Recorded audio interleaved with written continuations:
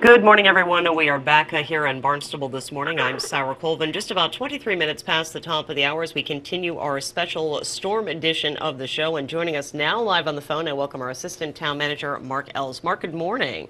Good morning, Sarah. How are you I'm, today? I'm doing very well, thank you. Getting excited about this storm. How about you? Well, I'm outside taking a look, and it's still fairly warm, so I'm optimistic that maybe we'll get a little rain on the front end and maybe not so much of the accumulation they talked about. Absolutely. We'll just have to wait and see. But of course, we're all in preparation mode, getting ready for this. Mark, tell me a little bit about what the DPW is doing to prepare and get ready for the impending storm. Well, as soon as we're alerted that there's a storm of this magnitude heading our direction, we actually go into a four-phase emergency operations mode, and it's a very structured approach to dealing with hurricanes and blizzards and major wind or coastal events. You make sure everything's ready, your equipment, all your people are on notice, your contractors are on notice. You begin to communicate with the other major departments in the town, like police department, school department. Certainly, you coordinate all of it under our town manager.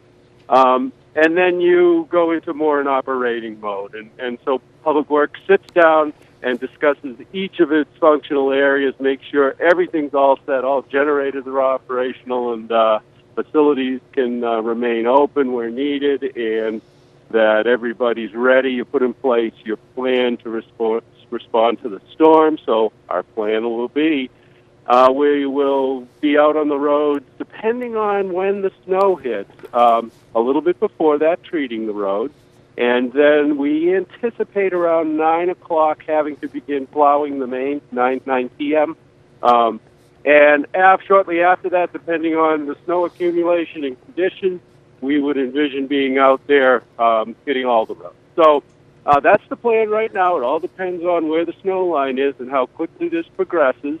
One of the big factors here is going to be down trees and lines if we get the winds that they are predicting. So that creates actually quite a problem, because you're not going to plow through a limb with lines on it, and it also takes away our resources, because the same people who clear trees are the people, both in-house and contracted, who plow our roads. So that will slow the process down. So hopefully that'll be minimized, but you just can't tell with a storm like this.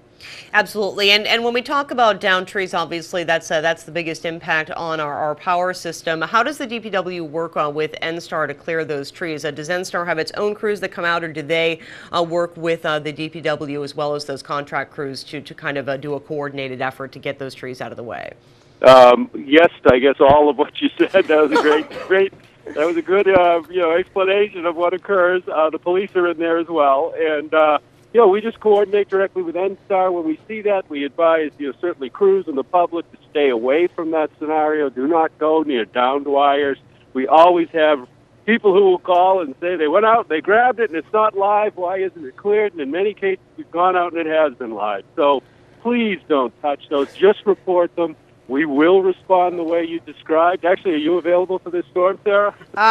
Sure. I'll be home doing Facebook updates. Actually, that is the role that I have assigned myself for the weekend. All right. Well, if we need you, we may give you a call. Okay. All right. I'll be ready with my chainsaw. I'm all set. But I'm not going anywhere near anything that looks like a power line, whether it seems like it's live or not. I think that's definitely a smart idea to stay far, far away from a wire on the ground. Oh, it absolutely is, and we will respond to it as the calls stack up. We have to prioritize them, certainly, to keep major roads open to our hospital and other locations. Hopefully those won't become blocked, and then we will kind of go down the list.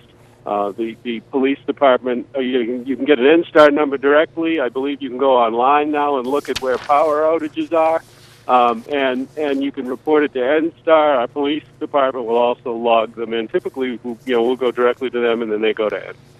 Sure. And Mark, is there we have the NSTAR number, but is there a number that people should call if they do see a down tree or something else that they may want the DPW to respond to? Obviously, you don't want to be flooded with phone calls, but do you have any emergency contact information that people could use?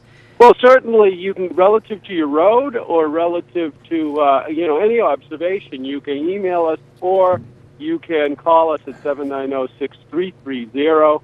We will have people answering the phones, and I expect that probably tomorrow morning, when everybody gets up and wants to start moving, or has gotten up and perhaps maybe lost power, we'll start to receive calls at that point, and we will have staff. Wonderful. Well, Mark, I thank you so much for joining us today, and hopefully have good luck over the weekend. And we know we will urge people to stay off the roads so the DPW and everyone can get their work done without obstacles. Well, Sarah, you stay dry. I will try. I will definitely try. Thanks, Mark. All right. Good. Okay. Bye-bye. Mark Ells is our assistant town manager. Of course, always cordial in joining us for these storm preparations. We are excited. And again,